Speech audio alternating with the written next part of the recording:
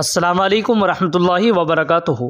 محترم سامعین کرام، فضائل اعمال جو کہ شیخ الحدیث حضرت مولانا زکریا صاحب کاندھلوی رحمۃ اللہ علیہ کی تصنیف کردہ ہے، جس کو ہمارے تبلیغ بھائی مسجدوں میں پڑھتے بھی رہتے ہیں۔ اس فضائل اعمال پر کچھ لوگوں نے تنقید کی ہے، فضائل اعمال پر اعتراضات کیے ہیں۔ فضائل اعمال پر جو حدیثیں ہیں، ان حدیثوں پر بھی اعتراضات کیے گئے ہیں، اور جو فضائل اعمال میں واقعات اور قصص یعنی قصے کہانیاں بیان کی گئی ہیں، ان پر بھی بہت سارے اعتراضات کیے گئے ہیں۔ تو آج کی اس ویڈیو میں آپ حضرات کے سامنے ان اعتراضات کو میں پڑھ کر کے سناؤں گا، اور اس سے بعد انشاءاللہ اس کا جواب بھی آپ حضرات سماعت فرمائیں۔ میں اسی سلسلے میں آپ حضرات کے سامنے دارالعلوم دیوبند کا فتویٰ سوال اور جواب کی روشنی میں سناتا ہوں، جس میں یہ سب باتیں بیان کی گئی ہیں۔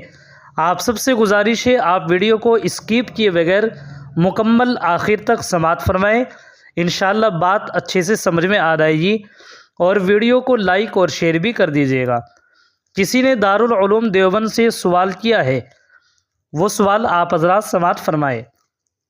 فضائل اعمال جس پر تنقید جاری ہے، جس سے میں بہت پریشان ہو چکا ہوں، کیا وہ صحیح ہے؟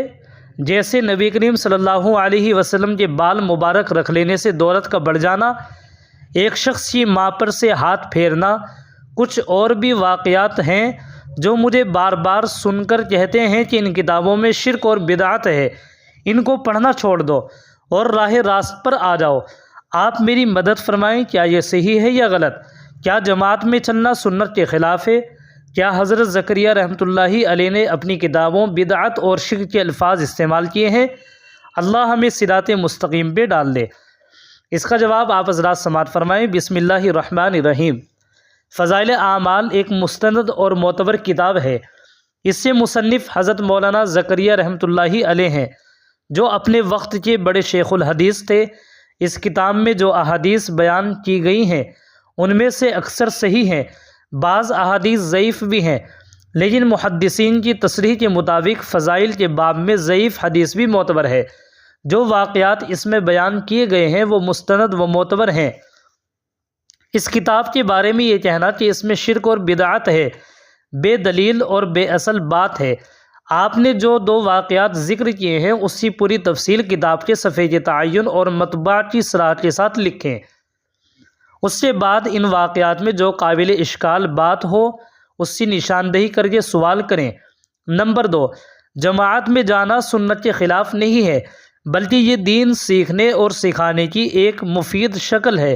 نوٹ: فضائل اعمال پر اعتراضات کے جائزے سے متعلق حضرت مولانا عبداللہ صاحب معروفی، استاذ شعبہ تخصص فی الحدیث، دارالعلوم دیوبند کی کتاب دارالعلوم کی ویب سائٹ پر موجود ہے، آپ اس کو ملاحظہ فرمائیں۔ واللہ تعالی عالم۔ دارالفتاء، دارالعلوم دیوبند۔ محترم سامعین کرام، یہ تھا دارالعلوم دیوبند سے کسی صاحب نے سوال کیا تھا، دارالعلوم نے اس کا جواب بھی دیا ہے۔ اب آپ حضرات علامہ بن نوری ٹاؤن کراچی کا فتویٰ بھی سوال اور جواب کی روشنی میں سماعت فرمائیں۔ اس کو سن کر کے بھی انشاءاللہ بہت زیادہ فائدہ ہونے والا ہے۔ آپ حضرات اس کو بھی مکمل سماعت فرمائیں، جس کا عنوان ہے فضائل اعمال میں ذکر کردہ احادیث کا حکم۔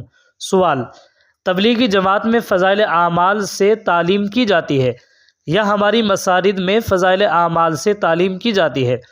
اس کے بارے میں پوچھنا یہ تھا کہ اس میں جو احادیث ذکر کی گئی ہیں، کیا وہ ضعیف احادیث میں سے لی گئی ہیں؟ اور اگر کسی صاحب کا یہ گمان ہو کہ اس میں ضعیف احادیث ہیں اور وہ جماعت میں بھی وقت لگائے تو کیا حکم ہے اس شخص کے بارے میں، کیونکہ جماعت میں تو فضائل اعمال ہی پڑھی جاتی ہے؟ آپ حضرات اس کا جواب سماعت فرمائیں۔ مصنف فضائل اعمال حضرت شیخ الحدیث مولانا محمد زکریا کاندھلوی رحمۃ اللہ علیہ گزشتہ صدی میں حدیث مبارک کی بے پناہ خدمات سر انجام دینے والی نمایاں شخصیات میں سے تھے۔ انہیں حدیث اور اصول حدیث پر کما حقہ مہارت اور بصیرت حاصل تھی، چنانچہ انہوں نے حدیث کی جتنی کتابیں تصنیف فرمائی ہیں، ان میں انہوں نے حدیث کے اصولوں کو ہی مد نظر رکھا ہے۔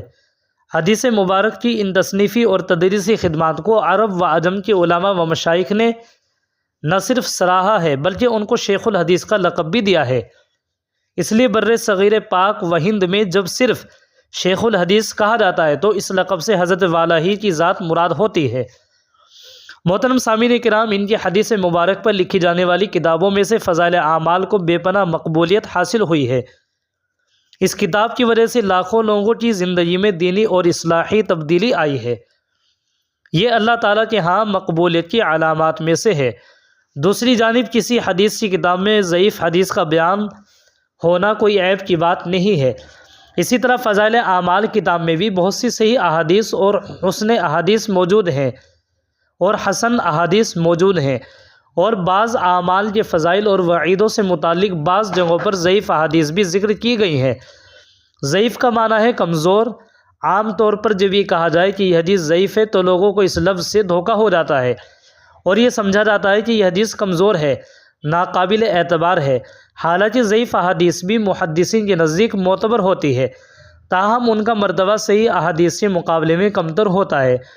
لہٰذا حدیث ضعیف کی تعریف سمجھنے سے پہلے حدیث حسن کی تعریف سمجھنا ضروری ہے۔ تو سامعین کرام، اس کو بھی آپ مکمل سماعت فرمائے، بہت زیادہ فائدہ آپ حضرات کو ہوگا۔ سب سے پہلے حدیث حسن کی ہم تعریف کرتے ہیں۔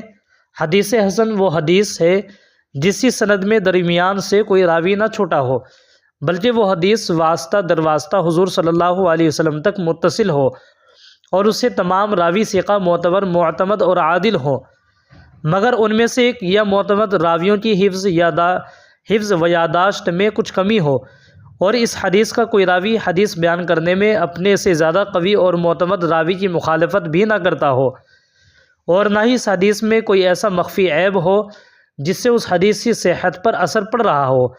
حدیث ضعیف کی تعریف بھی آپ ذرا سماعت فرمائے۔ لغوی اعتبار سے ضعیف بمعنی کمزور ہے۔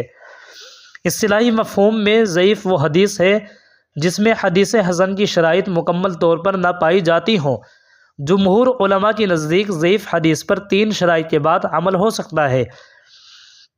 پہلی شرط یہ ہے کہ اس کا ضعف اس درجے کا نہ ہو کہ موضوع من گھڑت کی حد تک پہنچ جائے۔ دوسری شرط یہ ہے کہ وہ کسی دوسری صحیح حدیث یا اصول دین سے متصادم نہ ہو۔ تیسری شرط یہ ہے کہ جو عمل اس حدیث سے ہم مستنبط کر رہے ہیں، یعنی کہ جس پر وہ ضعیف حدیث دلالت کر رہی ہے، اس عمل کو سنت نہ کہا جائے۔ آخر میں فضائل اعمال کے حوالے سے حضرت شیخ الحدیث رحمہ اللہ کی اپنی وضاحت خود آپ کے رسالے کتب فضائل اور ان کے جوابات سے ملاحظہ فرمائے۔ فضائل کی روایات کے متعلق اصلاً یہ ذہن میں رہے کہ فضائل میں معمولی ضعف قابل اغتفار ہے، یعنی قابل معاف ہے، اس لیے جن روایات کو ذکر کیا گیا ہے ان میں اس اصول کی رعایت کی گئی ہے، اور جن روایات پر کس نے کلام کیا ہے اس کو ظاہر کر کے ضعیف کی دلیل بھی ظاہر کر دی گئی ہے۔ اس چیز کا تعلق چونکہ عوام سے نہیں تھا بلکہ اہل علم سے تھا، اس لیے اس کو عربی میں لکھا گیا کہ عوام کے عقول سے یہ چیزیں بالاتر تھیں۔ لہذا صورت مسئلہ میں جہاں کہیں بھی فضائل اعمال کی تعلیم کی جاتی ہے، اس میں شرکت کرنے یا ان فضائل پر عمل کرنے میں کسی قسم کا شک و شبہ نہیں کرنا چاہیے، اور نہ ہی جماعت میں وقت لگانے والے شخص کے بارے میں کوئی اعتراض کرنا چاہیے۔ سامعین کرام، یہ تھا علامہ بنوری ٹاؤن کراچی کا فتویٰ جو میں نے آپ حضرات کی خدمت میں پڑھ کر کے سنایا ہے۔ آپ اس ویڈیو کو زیادہ سے زیادہ لائک، شیئر اور سبسکرائب بھی کر دیجیے گا۔ جزاکم اللہ خیرہ۔ السلام علیکم ورحمۃ اللہ وبرکاتہ۔